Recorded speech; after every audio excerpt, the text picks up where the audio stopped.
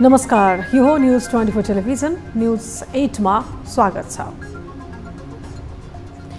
यति बेला आम अपेक्षा छ कि देशमा बढ्दो चौतर्फी संकट समाधानका लागि सरकारले अतिरिक्त सक्रियताका साथ जिम्मेवार भूमिका निर्वाह गरोस्।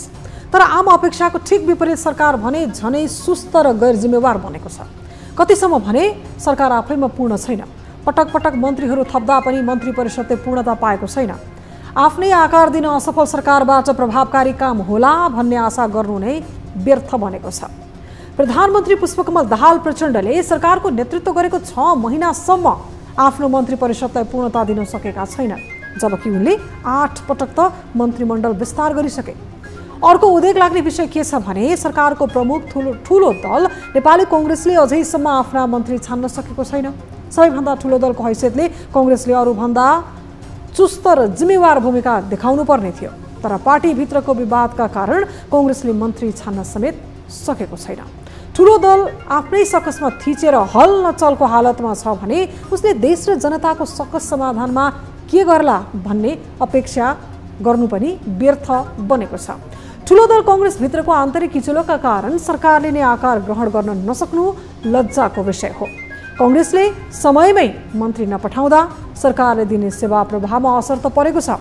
पहिले भन्दा थपेर दायित्व वहन गर्नुपर्ने यो जटिल बेलामा गर्नै पर्ने औसत काम समेत नगर्नु सत्ता नेतृत्वकर्ताहरूको चरम असफलता हो। अब न्यूज 8 का हेडलाइन्स। कोशीमा आफूमाथि भएको आक्रमणमा पूर्व राजा ज्ञानेन्द्र र उनको परिवारको संलग्नता रहेको एमाले अध्यक्ष ओलीको आरोप। फटाहा मूर्ख, बुद्धि नभएका र अपराध कर्ममा लागेकाहरू राजावादी हुने दाबी। स्वार्थी फटाहाले कि मूर्खले मात्र। कांग्रेसको अर्कोले 6 महिनासम्म पनि सरकारले पूर्णता पाउन सकेन। कार्य सम्पादनमा समस्या, रासपाको समर्थन फिर्ता लिने संकेत, झनै अस्थिरता बढ्न सक्ने डर। नेतृत्वको अवसर पाएका छौं एउटा चुनौतीको रूपमा, यसलाई हामीले स्वीकार गरेनौं। मिटर ब्याजी पीडित न्याय माग्दै 27औं दिनको आन्दोलनमा जनकपुर धाममा आइतबारदेखि कार्यालय सञ्चालन। मिटर ब्याजीलाई संरक्षण गर्ने दललाई सरकारले नचिन्ने गृहमन्त्रीको भनाइ। सम्बन्ध भने ठोस कानुनी व्यवस्था भयो भने यो कारबाही गर्न सजिलो हुन्छ। माओवादी घटक दलहरू धमाधम पार्टीको नामबाट माओवादी हटाउँदै सशस्त्र युद्धको ब्रान्ड छाडे। जनविश्वास आर्जन गर्न सकिने विश्वास, माओवादी नाम नै बाघमाथि चढेको घोडा जस्तो भएको टिप्पणी। त्यो बाघमाथि चढेको बाघको घोडा जस्तो भएको छ। र भारतको लुधियानामा ग्यास लिक हुँदा 4 बालबालिका सहित 11 जनाको मृत्यु। घाइतेको उपचार जारी। मिथेनसँग अन्य रसायन मिसिएको हुन सक्ने आशंका।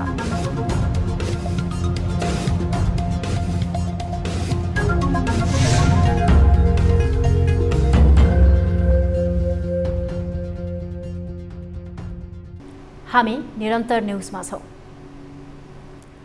प्रधानमन्त्री पुष्पकमल दाहाल प्रचण्डले मन्त्री परिषदले पूर्णता पाएपछि सरकारले गति लिने बताउन थालेको 6 महिना बित्न थाल्यो।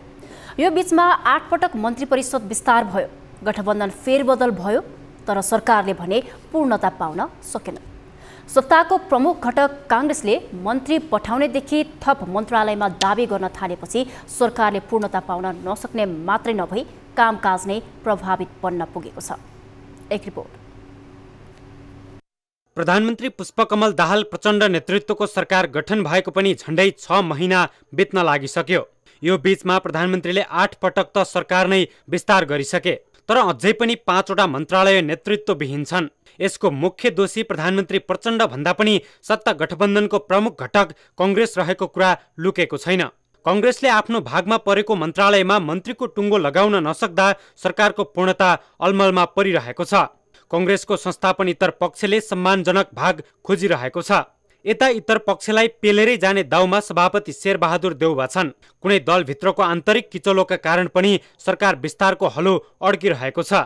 सरकारमा मन्त्री पठाउनुको निम्ति ढिलाइ गर्न हुँदैन थियो, ढिलाइ भइरहेछ। त्यसलाई सकेसम्म चाँडो पठाउनुपर्छ र पार्टीभित्र पनि आन्तरिक सन्तुलनलाई सुव्यवस्थित हुन सकेन भने अहिले जुन खालको परिवेशहरू पार्टीभित्रै पनि देखा परेको छ त्यसले पार्टीभित्र गम्भीर चुनौती र अप्ठ्यारो परिस्थिति आउँछ। नेतृत्वले समयमा सोचोस् र गम्भीर होस्। गठबन्धनको भागबण्डामा कांग्रेसले 8 वटा मन्त्रालय पाएको थियो। यति बेला कङ्ग्रेसबाट 5 जना मन्त्रीहरू सरकारमा छन्। जनमतले छाडेको खानेपानी मन्त्रालय पनि कङ्ग्रेसले पाए, अझै 4 वटा मन्त्रालयमा कङ्ग्रेसले मन्त्री पठाउनु पर्नेछ। कङ्ग्रेसले समयमै मन्त्री नपठाउँदा यसको प्रत्यक्ष असर नीति निर्माण र सरकारले दिने सेवा प्रवाहमा देखिएको छ। सकेसम्म शेखर समूहलाई दबाउने देउबाको रणनीति अनि देउबासँग हेपिएर नबस्ने शेखर समूहको अडानले प्रधानमन्त्रीलाई अप्ठ्यारो परिरहेको छ। मन्त्री परिषदले 100% पूर्णता पाए सरकार ट्र्याकमा आउने बताउँदै आएका प्रधानमन्त्री प्रचण्ड यति बेला सङ्कटमा छन्। नेतृत्वको अवसर पाएका छौँ एउटा चुनौतीको रूपमा, यसलाई हामीले स्वीकार गरेनौँ। अब अहिले सरकारले करिब पूर्णता पाएको छ। आज भोलि त्यो 100% नै पूर्णता प्राप्त गर्छ होला। मन्त्री परिषद विस्तारमा कङ्ग्रेसले देखाएको अलमल कतै प्रधानमन्त्रीलाई असफल बनाउने रणनीति त होइन, प्रश्न उठ्न थालेको छ। यता उपनिर्वाचनपछि मात्रै बाँकी एउटा मन्त्रालयमा मन्त्री पठाउने बताएको जनता समाजवादी पार्टी पनि मन्त्री परिषद विस्तारको बाधक बनिरहेको छ। जसपाले कहिलेसम्म मन्त्रीको नाम पठाउँछ कुनै टुङ्गो छैन। यसैबीच उपनिर्वाचनबाट झन बलियो बनेर आएको राष्ट्रिय स्वतन्त्र पार्टीलाई सरकारमा ल्याउने वा नल्याउने भन्ने विषय अर्को बहसको विषय बनिरहेको छ, जसले गर्दा मन्त्री परिषदले पूर्णता पाउन अझै केही समय लाग्ने देखिएको छ। न्युज 24 टेलिभिजनका लागि क्यामेरामा प्रभात थापाका साथमा टिभी जर्नलिस्ट शीतल रिजाल, काठमाडौँ। सरकारमा सहभागिता र समर्थनको विषय टुङ्गो लगाउन राष्ट्रिय स्वतन्त्र पार्टीले सोमबार केन्द्रीय समिति र संसदीय दलको बैठक डाकेको छ। सरकारलाई सुरुदेखि नै समर्थन कायम राखेको रासोपाले पछिल्लो समय प्रतिपक्षी बेन्चमा बस्ने र समर्थन फिर्ता लिने मनस्थिति बनाएको सङ्केत गर्दै आएको छ। तर सरकारलाई दिएको समर्थनका विषयमा भने रासोपामा अन्यलता अझै कायमै छ। यसकारण पनि सोमबारको बैठकले सबैको ध्यान आकर्षित छ। एक रिपोर्ट।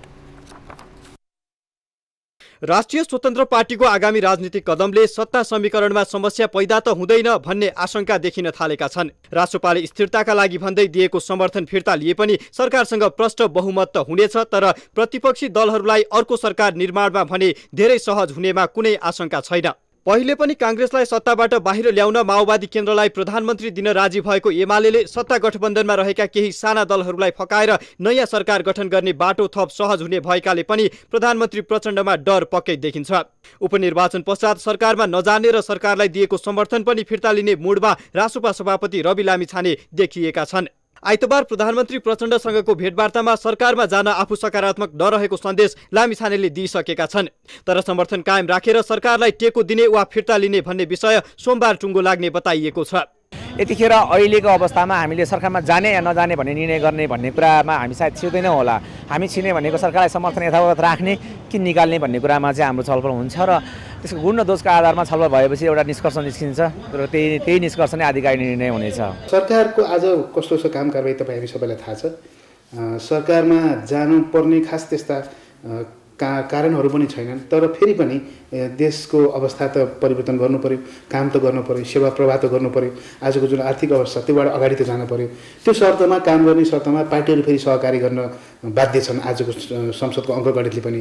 त्यसो भए पनि हामी त्यसमा छलफल गर्छौँ। अहिले चाहिँ नि ठ्याक्कै जाने या नजाने भन्ने विषयमा छलफल भएको छैन। रासोपाले समर्थन फिर्ता लिएमा सरकारको नेतृत्वमा सङ्कट आउन सक्ने भय नेकपा माओवादी केन्द्रमा पैदा भएको छ। सकेसम्म रासोपालाई समेटेरै जाने प्रयास प्रधानमन्त्रीको छ। यसका लागि उनले रासोपा सभापति लामिछानेसँग फोन वार्ता र भेटवार्ता गरिसकेका छन्। रासोपालाई रोजेकै मन्त्रालय दिएर सरकारमा सामेल गराउने पक्षमा माओवादी पंक्ति छ, तर रासोपामा भने हाल डेलिभरीको माहौल नरहेकाले प्रतिपक्ष बेन्चमै रहने आवाज बलियो बन्दै गएको छ।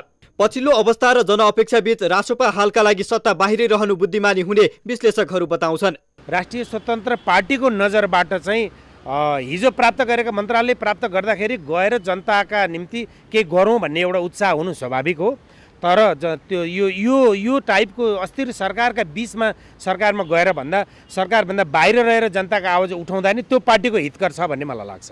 तमाम राजनीतिक झमेलाका बीच रासोपाले अहिलेसम्म स्पष्ट निर्णय गर्न भने सकेको छैन।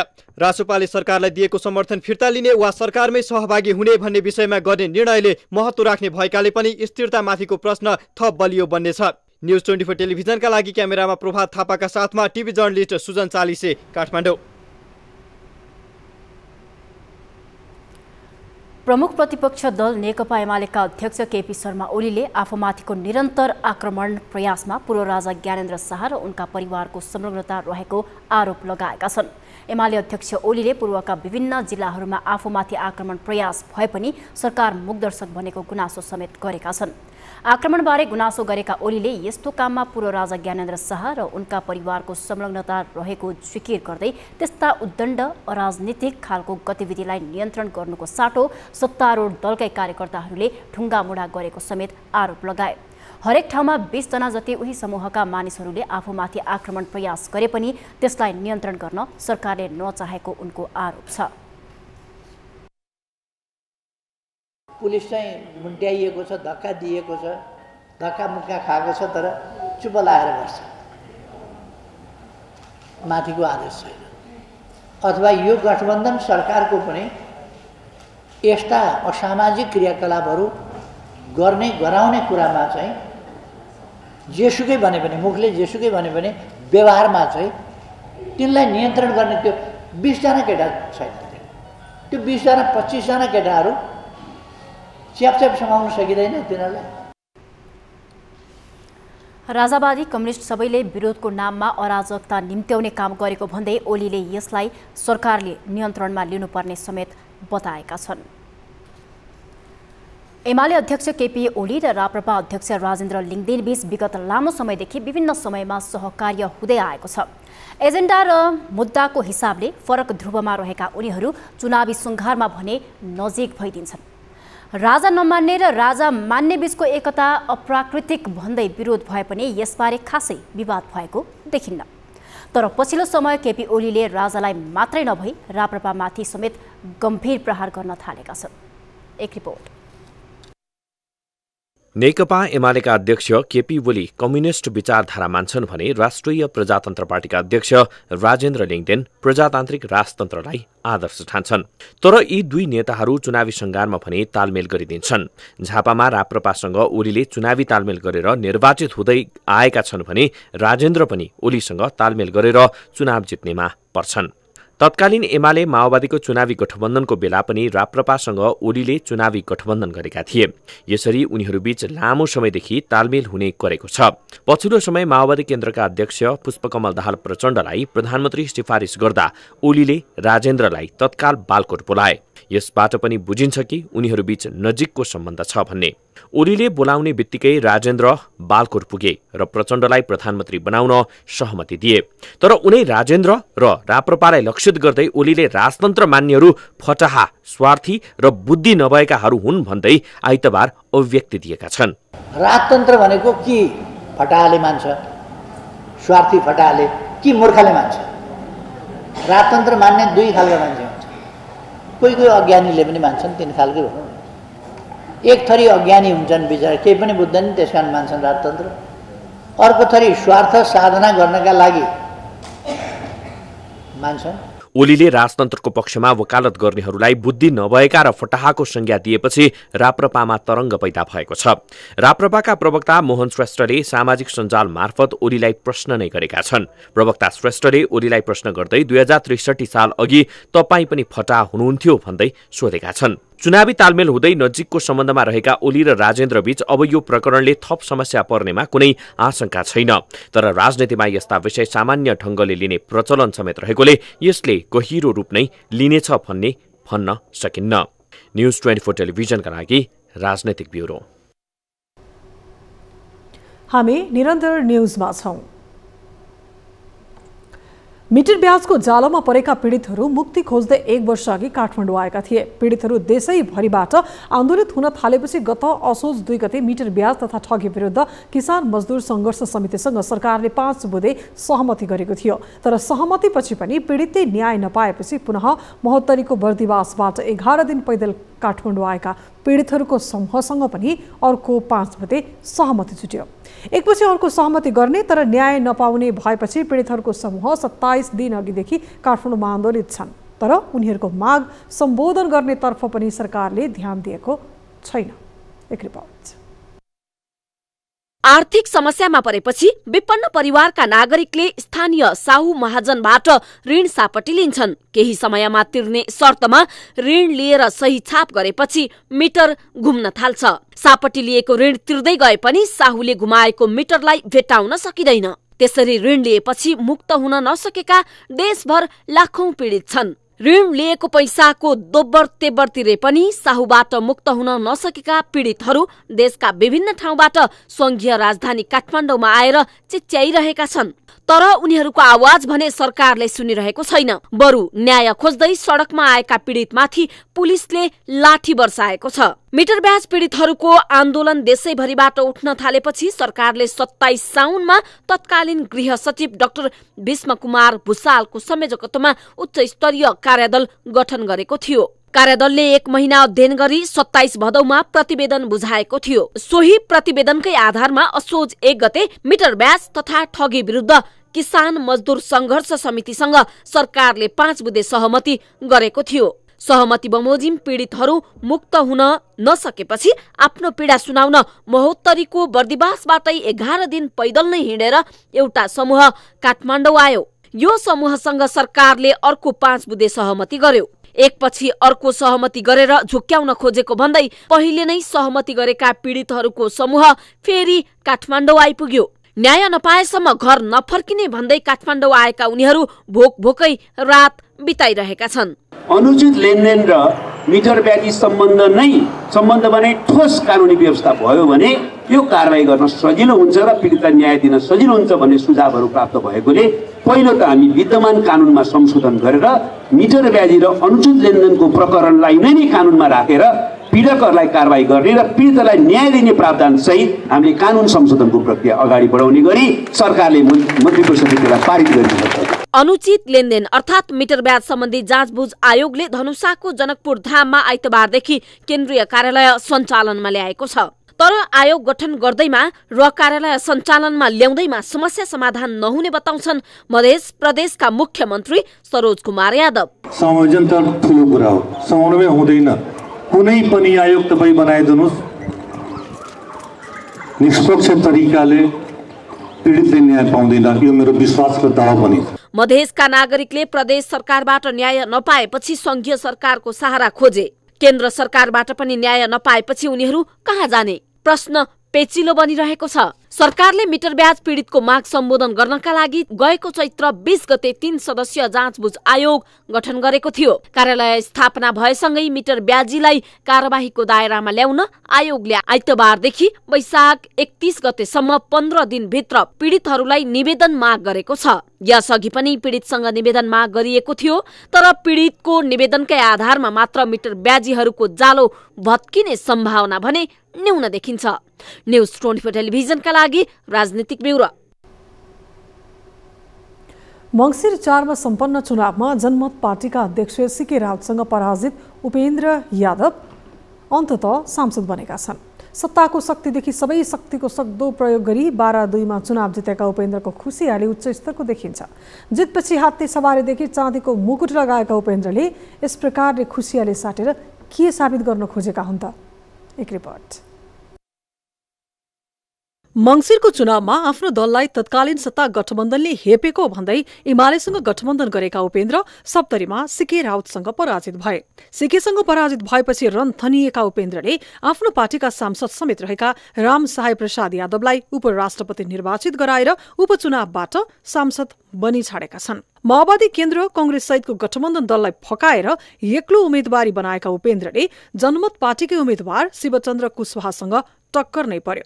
चुनावको समय भर सीकेले धाँधली भएको, बुथ कब्जा भएको लगायतका आरोप भने लगाइरहे। अन्ततः सांसद निर्वाचित भएपछि उपेन्द्रले उपचुनावबाट निर्वाचित अन्य सांसदसँग शपथ खान समेत आएनन्। उनी खुसियाली साट्नमै व्यस्त भएकाले पनि उनको शपथ तनहु 1 र चितवन 2 बाट निर्वाचित सांसदसँग हुन सकेन। यता तनहुबाट निर्वाचित डाक्टर स्वर्णिम वाग्ले र चितवनबाट निर्वाचित रवि लामिछाने संसदमा उपस्थित नै भइसके। अझ रविले त आफ्नो कुरा समेत संसदमा राखे, तर उपेन्द्रलाई भने अहिलेसम्म खुसियाली साट्नमै समय खर्चिनु परेको छ। 12 बाट निर्वाचित भएपछि उपेन्द्रले हात्तीमा चढेर खुसियाली साटे। त्यसपछि उनले 200 किलोको माला लगाउनेदेखि चाँदीको मुकुट लगाएर खुसी मनाइरहेका छन्। पूर्व राजाहरूले लगाउने श्रीपेजको झल्को दिने गरी उपेन्द्रले चाँदीको मुकुट लगाएपछि भने उनको विरोध र चर्चा थप चुलिएको छ। यसैमा उनले 200 किलोको माला समेत लगाएका छन्। यस्तोमा कतिपयले भन्न थालेका छन् उपेन्द्र मधेसमा महाराजाको स्वरूपमा देखिन खोजेका छन्। तर जनताले मनाएको खुसी हो भन्न पनि सकिने भएकाले अहिले नै यसलाई यस्तो ढङ्गले विश्लेषण गरिनु भने त्यति युक्तिसङ्गत नहोला भन्ने मत पनि बलियो देखिन्छ। न्युज 24 टेलिभिजनका लागि राजनीतिक ब्युरो। कम्युनिस्ट पार्टीको नाम उच्चारण गर्दा माओवादी अग्रपङ्क्तिमा आउने गर्छ।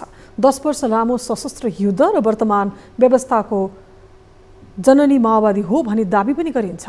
तर पछिल्ला वर्षहरूमा माओवादी नाम मासिँदै गरेको देखिन्छ। माओवादीलाई मार्गनिर्देशक सिद्धान्त मान्ने भएकाले माओवादी नाम राखेको बताउने माओवादी खटकहरू किन यसरी माओवादी शब्दबाट पछि हट्न थालेका छन् त? एक रिपोर्ट। 2052 फागुन 1 गते माओवादीले औपचारिक रूपमा राज्य विरुद्ध आन्दोलन गर्ने भन्दै युद्ध सुरु गर्यो। माओवादीले प्रहरी लक्षित आक्रमण सुरु गर्ने बेला प्रहरीलाई आफ्नो पार्टीको सिद्धान्तमा लाग्न दबाब दिने र नमानेको भन्दै आक्रमणका श्रृङ्खला अघि बढायो। यस्तो क्रममा राज्यले त्यसको प्रतिकार गर्ने विषय सामान्य नै भयो। युद्धको क्रममा हजारौं व्यक्तिको ज्यान गयो। घाइते, अपाङ्ग र बेपत्ताको अवस्था पनि उस्तै छ। यी सबै घटना माओवादीको नाममा भयो।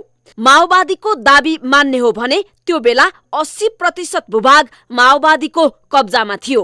राज्य रक्षात्मक बन्दै गएपछि प्रहरीबाट सेनाले सुरक्षाको जिम्मा लियो।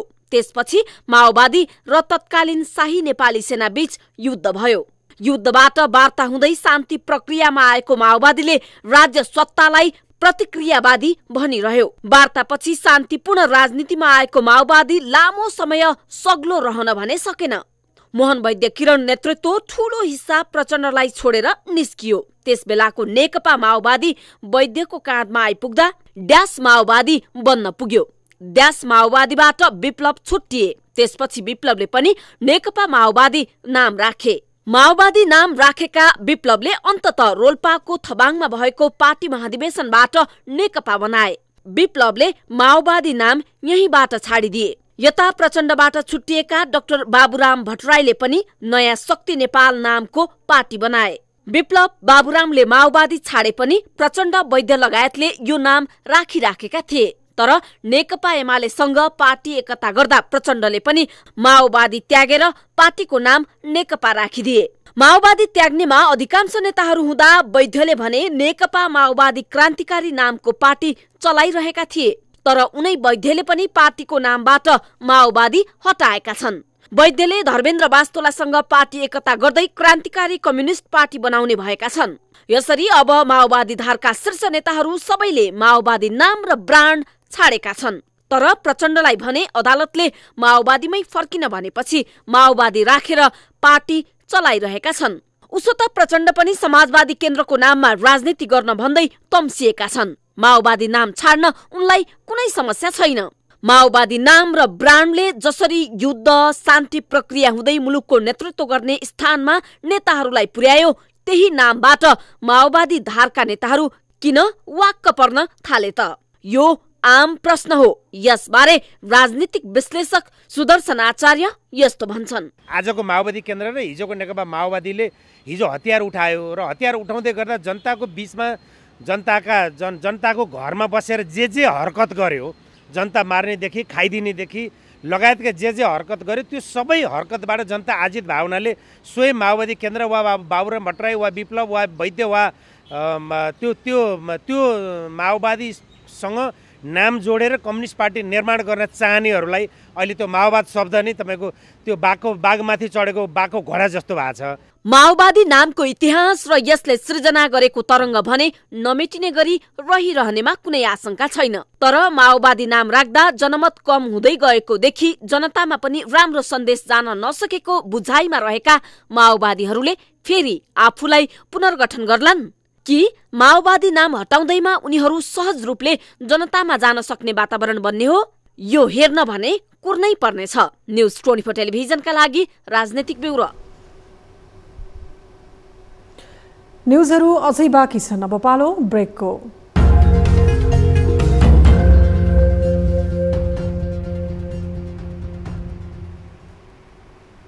हामी निरन्तर न्युजमा छौं। भौतिक पूर्वाधार तथा यातायात मन्त्री प्रकाश ज्वालाले आगामी आर्थिक वर्षमा भौतिक मन्त्रालयको बजेट सबैभन्दा धेरै कटौती भएको बताएका छन्। आइतबार काठमाडौँमा पेशागत महासंघ नेपालले आयोजना गरेको कार्यक्रमलाई सम्बोधन गर्दै उनले यस्तो बताएका हुन्। आगामी आर्थिक वर्षमा मन्त्रालयको बजेट 54 अर्ब कटौती भएको उनले बताए। चालु आर्थिक वर्षमा 163 अर्ब बजेट रहेको भए पनि आगामी आर्थिक वर्षका लागि 113 अर्ब बजेटको सिलिङ दिएको उनले जानकारी दिए। राजस्व सङ्कलन कम भइरहेको र अर्थतन्त्रका सूचाङ्कहरू पनि खराब रहेकाले अहिलेको अवस्था आएको उनले बताए। ओभरअल आर्थिक सङ्कट त छँदैछ, राजस्व सङ्कलन एकदम कमजोर छ, विभिन्न खालका चाहिँ खराब सूचकाङ्कहरू छन् अर्थतन्त्रमा। त्यसको मारमा चाहिँ हामी अब बजेट पनि परेको छ। बजेट मारमा पर्नु भनेको हाम्रा प्रोजेक्टहरू पनि, हाम्रा योजनाहरू, हाम्रा कार्यक्रमहरू पनि मारमा पर्नु स्वाभाविक हो। मन्त्री ज्वालाले मन्त्रालयले आगामी आर्थिक वर्षमा बजेटकै कारण आवश्यक काम गर्न नसक्ने समेत बताएका छन्। अंग्रेजी शिक्षाको आकर्षणले सामुदायिक विद्यालय छोडेर निजी विद्यालयमा बालबालिका भर्ना गर्ने परिपाटी हामीमाझ व्याप्त छ। तर पछिल्लो समय गुणस्तरीय तथा अंग्रेजी शिक्षाका लागि निजी विद्यालयमै भर्ना हुनुपर्छ भन्ने मान्यता कम हुँदै गएको छ। राम्रो नतिजा ल्याएर उत्कृष्ट विद्यालयको रूपमा स्थापित भएका सामुदायिक विद्यालयमा भर्ना हुने विद्यार्थीको संख्या बढ्दो छ। एक रिपोर्ट। महँगो शुल्क तिरेर बालबालिकालाई पठाएपछि गुणस्तरीय शिक्षा पाउने मानसिकता कायमै छ। त्यसैले उनीहरू सामुदायिक विद्यालयप्रति हेयको दृष्टिले हेर्छन्। अधिकांश सामुदायिक विद्यालयका शिक्षकहरूको कमजोरीको फाइदा निजी विद्यालयहरूले उठाइरहेको छ। सामुदायिक विद्यालयका शिक्षकहरूले ध्यान नदिँदा नै सामुदायिक विद्यालयको नतिजा खस्किएको छ। पछिल्लो समय भने केही सामुदायिक विद्यालयका शिक्षक अभिभावकको पहलमा शिक्षामा सुधार थालिएको छ, जसका कारण निजी छाडेर सामुदायिक विद्यालयमा विद्यार्थीहरू आउने क्रम बढेको छ। खास गरी पछिल्लो समय सामुदायिक विद्यालयहरूले पनि अंग्रेजी माध्यममा पठन पाठन सञ्चालन गर्न थालेपछि विद्यार्थीको आकर्षण सामुदायिकतर्फ बढेको हो। राम्रो विद्यालयको खोजीमा निजी विद्यालय धाइरहेका अभिभावकहरूको भ्रम चिर्दै कतिपय सामुदायिक विद्यालय उत्कृष्ट नतिजा ल्याएर नमुना विद्यालयको रूपमा स्थापित हुँदै गएका छन्। निजी विद्यालय सरह अंग्रेजी माध्यमबाट पढाइ हुने र सबै पक्षबाट सबल बन्दै गएकाले सामुदायिक विद्यालयमा भर्ना हुने विद्यार्थीको संख्या दिन प्रतिदिन बढ्दै गएको छ। र हाम्रो जुन विद्यालयमा क्षमता थियो, हाम्रो कक्षा कोठाको हाम्रो पूर्वाधार अनुसार हामीले चाहिने विद्यार्थी भन्दा बढी आउनुहुन्छ यहाँ। र हामीले आएको सबै विद्यार्थीहरूलाई यहाँ शिवपुरी स्कुल राम्रो छ, यहाँ पढाइ राम्रो हुन्छ भनेर आउने सबै विद्यार्थी भाइ बहिनीहरूलाई हामीले भर्ना लिने अवस्था छैन। त्यसैले हामीले भर्ना खोलेको केही दिनभित्रैमै हाम्रो आवश्यकता अनुसार विद्यार्थी भाइ बहिनीहरू आउनुहुन्छ र हामीले चाहिँ प्रवेश परीक्षा लिएर विद्यार्थीहरू सिलेक्सन गर्ने गर्छौँ। विगतका वर्षको तुलनामा पछिल्ला केही वर्ष यता केही विद्यालय बाहेक अधिकांश सामुदायिक विद्यालयले उत्कृष्ट नतिजा दिन थालेका छन्। शिक्षक अभिभावकको ध्यान नपुगेका त्यस्ता सामुदायिक विद्यालयको अवस्था भने दयनीय छ, जसका कारण विद्यार्थी संख्या हरेक वर्ष घट्दै गएको अवस्था छ। केही सामुदायिक विद्यालय अन्य विद्यालय सरह सबल र उत्कृष्ट बनाउन लागि परेका छन्। अब 7 कक्षामा हुँदाखेरि त कम्ती नै थियो। अब 8 लग्यौँ, 8मा पनि 100% हामीले रिजल्ट ल्याएकै हो। त्यसपछि फेरि अब 8 मात्रै होइन 9 लानुपर्छ है। शैक्षिक मात्रै नभएर भौतिक सुधार पनि यहाँ भएको देख्नुहुन्छ यहाँहरूले होइन। हिजोको दिनमा यो विद्यालय कस्तो थियो, आज कस्तो छ भन्ने कुरा भौतिक, शैक्षिक, सामाजिक पक्ष र आर्थिक पक्ष सबैमा सबल हुँदै गएको छ विद्यालय। त्यसले चुनौती नआएको त होइन, चुनौतीका बावजुद पनि हामीले चाहिँ हातमा हात साथमा साथ गर्दै यो विद्यालयलाई यहाँसम्म ल्याइपुर्याएको हो। देशका कतिपय सामुदायिक विद्यालयमा अहिले पनि विद्यार्थी पाउनै मुस्किल छ। विद्यार्थी संख्या एकदमै न्यून भएका विद्यालयहरू एक आपसमा मर्ज गर्नुपर्ने अवस्था छन् भने केही विद्यालय मर्ज भइरहेका छन्। यस्तै अवस्था देखाउँदै निजी विद्यालयहरूले विद्यार्थीहरूलाई तानिरहेका छन्। यद्यपि सबै सामुदायिक विद्यालय अस्तव्यस्त नभएको शैक्षिक अभियन्ताहरूको भनाइ छ। सामुदायिक विद्यालयहरू अस्तव्यस्त छन्, सामुदायिक विद्यालयहरूमा राजनीतिक हस्तक्षेप भएको छ भन्ने खालको धेरै कुराहरू बाहिर आउँछ। यथार्थमा सामुदायिक विद्यालयमा धेरै राम्रा अभ्यासहरू पनि भएका छन्। त्यो अभ्यासहरू त्यति धेरै बाहिर आएको छैन र त्यो अभ्यासहरूलाई विश्लेषण गर्ने हो भने 7-8 हजारसम्म विद्यार्थीहरू भर्ना भएका र भर्नाको लागि चाहिँ हामीलाई पुग्यो भन्ने अवस्था पनि विद्यालयमा छ। सरकारले हरेक वर्ष सामुदायिक विद्यालयको स्तरोन्नतिका लागि अर्बौं रकम खर्चिने गरेको छ। सामुदायिक विद्यालयमा बालबालिकालाई आकर्षित गर्न सरकारले दिवा खाजाको समेत व्यवस्था गरेको छ भने कतिपय पालिकाहरूले पनि थप सुविधा उपलब्ध गराउँदै आएको छ। विद्यार्थी बालबालिकाहरूलाई खाजा उपलब्ध गराएर मात्र होइन, पाठ्यक्रमदेखि र शिक्षा प्रणालीमा व्यापक सुधारको खाँचो आवश्यक छ। न्यूज 24 टेलिभिजनका लागि क्यामेरामा महेश्वर केसीका साथमा टिभी जर्नलिस्ट अस्मिता तिवारीको रिपोर्ट। हामी निरन्तर न्यूजमा छौं। संगीत र कला एकसाथ प्रयोग हुने सशक्त विधा गजलको राष्ट्रव्यापी प्रतियोगितात्मक महोत्सव हुने भएको छ। साहित्य, संगीत र कलाको मिश्रणबाट अभिव्यक्त हुने सृजना गजलको व्यापकता, यसको मर्म र गहिराईलाई आत्मसात गर्दै गोकर्णेश्वर नगरपालिकाले राष्ट्रव्यापी प्रतियोगितात्मक गजल महोत्सव गर्ने भएको छ। एक रिपोर्ट। सूचना प्रविधिको विकास, व्यस्त समय र मानिसमा सृजनशीलता सुस्ताउँदै गएको अनुभूति भइरहेका बेला गोकर्णेश्वर नगरपालिकाले राष्ट्रव्यापी प्रतियोगितात्मक गजल महोत्सव गर्न लागेको हो। रमेश विकल, भैरव अर्याल, कञ्चनपुरा सैनी जस्ता मूर्धन्य साहित्यकारहरूको कर्मथलो रहेको नगरपालिकाले महोत्सवलाई साहित्य र स्रष्टाको सम्मान तथा प्रवर्धनका रूपमा लिएको छ। हालसम्म स्वदेश तथा विदेशबाट नेपाली गजलकारहरूबाट 456वटा गजल प्राप्त भएका छन्। महोत्सवमा पुरस्कृत गजलकारहरूलाई क्रमशः कर बाहेक प्रथम पुरस्कार 60,000 रुपैयाँ, दोस्रो पुरस्कार 40,000 रुपैयाँ र तेस्रो पुरस्कार 30,000 रुपैयाँ तथा सान्त्वना 5 जनालाई जनही 20,000 रुपैयाँको व्यवस्था छ। बढीभन्दा बढी गजलकारहरूको सहभागिताको अपेक्षासहित हामीले आकर्षक पुरस्कारको व्यवस्था गरेका छौँ। महोत्सवमा कर बाहेक प्रथम पुरस्कार 60,000 रुपैयाँ, दोस्रो पुरस्कार 40,000 रुपैयाँ र तेस्रो पुरस्कार 30,000 रुपैयाँ तथा सान्त्वना 5 जनालाई जनै 20,000 रुपैयाँको दरले प्रदान गरिनेछ। प्रतियोगिताका लागि प्राप्त यी गजलहरूमध्ये प्रारम्भिक मूल्याङ्कन समितिले उत्कृष्ट 100वटा चयन गर्नेछ। पहिलो चरणमा चयन गरिएका 100वटा गजलहरूलाई अन्तिम मूल्याङ्कन गरी 40वटा छानिनेछन्। यो पालिकालाई साहित्य हब बनाउने नगरपालिकाको योजना छ। साहित्यिक भूमि हो यो। यसमा चाहिँ वरिष्ठ कथाकारहरू जस्तो रमेश विकलज्यू साहित्यकार, वरिष्ठ साहित्यकारहरू, भैरव अर्यालज्यूहरू, कञ्चनपुरा सैनी जस्तो योमा चाहिँ हाम्रो यही गोकर्णेश्वर नगरपालिकाभित्र उहाँहरूले ठुला यस्ता साहित्यिकका कृतिहरू कायम गर्नुभएको छ र हामीले चाहिँ यसलाई चाहिँ कायम गर्दै र यो क्षेत्रलाई चाहिँ साहित्यिक एउटा हब बनाउने जुन हाम्रो उद्देश्य छ। साहित्यमा संगीत र कलाको सम्मिश्रण गजललाई एक सशक्त विधाका रूपमा मानिन्छ। संगीत र कलाको समेत एकसाथ प्रयोग हुने सशक्त विधा गजलको महत्त्व बढाउने तथा गजल विधाका साधकहरूलाई प्रोत्साहन गर्ने उद्देश्यले आयोजना हुन गइरहेको प्रतियोगितात्मक गजल महोत्सव यही वैशाख 23 गते शनिबारका दिन हुनेछ। न्यूज 24 टेलिभिजनका लागि क्यामेरामा कान्छा डङ्गुलका साथ टिभी जर्नलिस्ट सुस्मिता बानियाको रिपोर्ट। अब business news.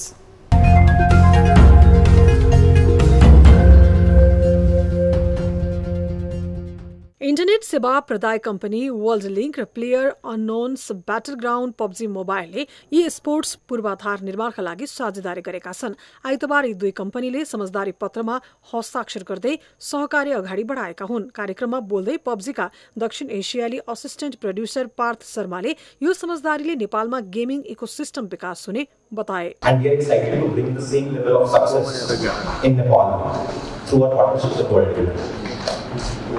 We understand that the Nepal gaming community is full of passionate and talented gamers, and we are committed to supporting them in their quest for excellence.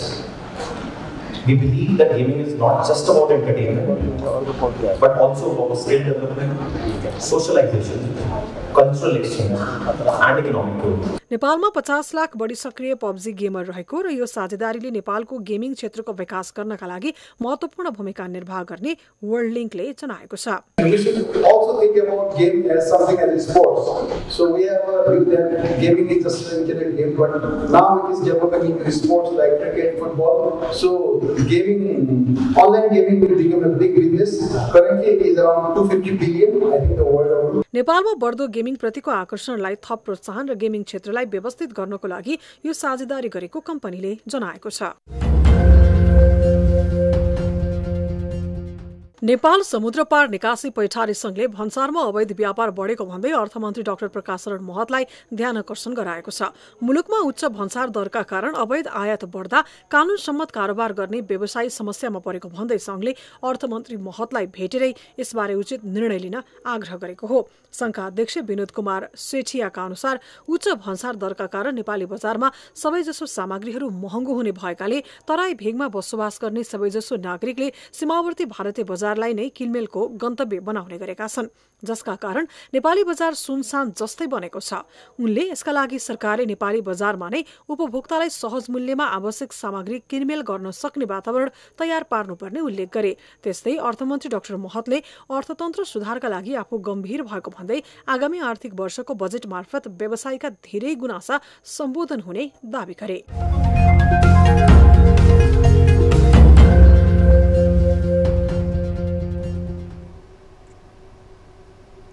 न्युजहरू अझै बाँकी छन्, अब पालो ब्रेकको।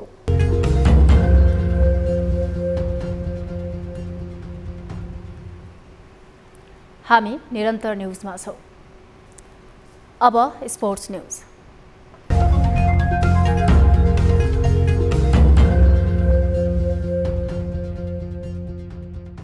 SCC premier कपमा तेस्रो स्थानका लागि आइतबारको ओमान र कुवेत बीचको खेल वर्षाका कारण रद्द भएको छ। खेल रद्द भएसँगै ओमान आगामी जुलाईमा हुने एससीसी इमर्जिङ टिम्स एसिया कपका लागि छनौट भएको छ। वर्षाका कारण दोस्रो इनिङ हुन नसकेपछि एक दिवसीय अन्तर्राष्ट्रिय वरीयता रहेका कारण ओमान इमर्जिङ टिम्स एसिया कपमा पुगेको हो।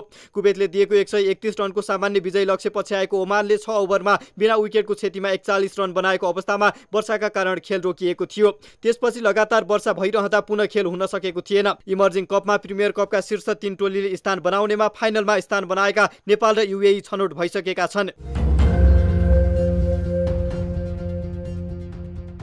शहीद स्मारक ए डिभिजन लिग फुटबलमा 8 पटकको च्याम्पियन मनाङ मस्याङदी क्लबले लगातार 6औं हार बेहोरेको छ। एन्फा कम्प्लेक्स साधो बाटोमा आइतबार चर्च बॉयज युनाइटेडसँग 3-0ले पराजित हुँदै मनाङले 6औं हार बेहोरेको हो। चर्च बॉयजलाई जित दिलाउन अनन्त तामाङ, मौसम सुब्बा र साइमन लिम्बुले एक गोल गरे। चर्च बॉयजको यो 5औं जित हो। चर्च बॉयजले 13 खेलमा 21 अङ्क जोडेको छ। मनाङ पहिलो पटक लगातार 6 खेलमा पराजित भएको हो। मनाङले 13 खेलमा 15 अङ्क जोडेको छ। यस्तै वर्षाका कारण शनिबार स्थगित भएको हिमालयन शेर्पा क्लब र त्रिभुवन आर्मी क्लबको खेल आइतबार बराबरीमा सकिएको छ। त्रिपुरेश्वरी स्थित दशरथ रङ्गशालामा आइतबार हिमालयन र आर्मीले 1-1 गोलको बराबरी खेल्दै अङ्क बाँडेका हुन्। नवयुग श्रेष्ठले पहिलो मिनेटमा गोल गर्दै आर्मीलाई सुरुवाती अग्रता दिलाएका थिए, तर खेलको 55औं मिनेटमा विश्वास श्रेष्ठले गोल गर्दै हिमालयनलाई 1-1 गोलको बराबरीमा ल्याएका थिए। यस बराबरीसँगै हिमालयनले 13 खेलमा 14 अङ्क जोडेको छ भने आर्मी 13 खेलमा 20 अङ्क जोडेको छ। शनिबार नै रोकिएको सङ्कटा र जाउलाखेल बीचको खेल आइतबार 1-1 को बराबरीमा सकिएको छ। खेलमा सुरुवाती 1 गोलको अग्रता जोगाउन नसक्दा जाउलाखेलले अङ्क बाँड्नु परेको हो। फोडे फोफानाले 33औं मिनेटमा गोल गर्दै जाउलाखेललाई अग्रता दिलाएका थिए, तर खेलको 73औं मिनेटमा निशान खड्काले गोल गर्दै सङ्कटालाई 1-1 गोलको बराबरीमा ल्याएका थिए। बराबरीसँगै जाउलाखेलले 13 खेलमा 24 अङ्क जोडेर शीर्ष स्थानमा रहेको छ भने सङ्कटा 13 खेलमा 16 अङ्क जोडेर 11औं स्थानमा रहेको छ।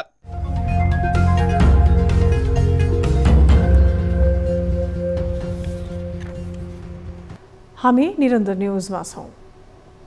अब वेदर अपडेट।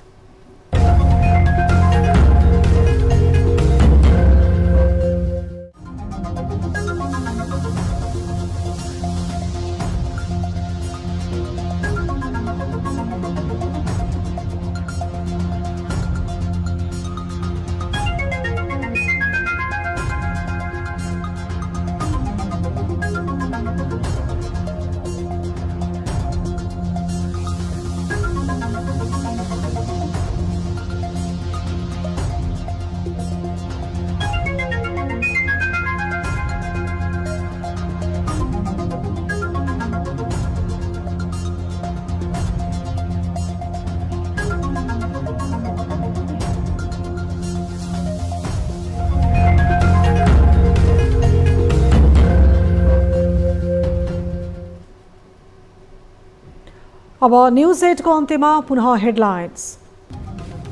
कोशीमा आफूमाथि भएको आक्रमणमा पूर्व राजा ज्ञानेन्द्र र उनको परिवारको संलग्नता रहेको एमाले अध्यक्ष ओलीको आरोप। फटाहा, मूर्ख, बुद्धि नभएका र अपराध कर्ममा लागेकाहरू राजा आबादे हुने दावी। स्वार्थी फटाहाले कि मूर्खले मान्छ। कांग्रेसको अड्कोले 6 महिनासम्म पनि सरकारले पूर्णता पाउन सकेन। कार्य सम्पादनमा समस्या। रासपाको समर्थन फिर्ता लिने संकेत। झनै अस्थिरता बढ्न सक्ने डर। नेतृत्वको अवसर पाएका छौँ एउटा चुनौतीको रूपमा। यसलाई हामीले स्वीकार गरेनौँ। मिटर ब्याज पीडित न्याय माग्दै 27औं दिनको आन्दोलनमा जनकपुर धाममा आइतबारदेखि कार्यालय सञ्चालन। मिटर ब्याजीलाई संरक्षण गर्ने दललाई सरकारले नचिन्ने गृहमन्त्रीको भनाइ। सम्बन्ध भने ठोस कानुनी व्यवस्था भयो भने यो कारबाही गर्न सजिलो हुन्छ। माओवादी घटक दलहरू धमाधम पार्टीको नामबाट माओवादी हटाउँदै सशस्त्र युद्धको ब्रान्ड छाडे जनविश्वास आर्जन गर्न सकिने विश्वास। माओवादी नाम नै बाघमाथि चढेको घोडा जस्तो भएको टिप्पणी। माओवाद शब्द नै तपाईको त्यो बाघमाथि चढेको बाघको घोडा जस्तो भएको छ। र भारतको लुधियानामा ग्यास लिक हुँदा 4 बालबालिका सहित 11 जनाको मृत्यु, घाइतेको उपचार जारी। मिथेनसँगै अन्य रसायन मिसिएको हुन सक्ने आशंका।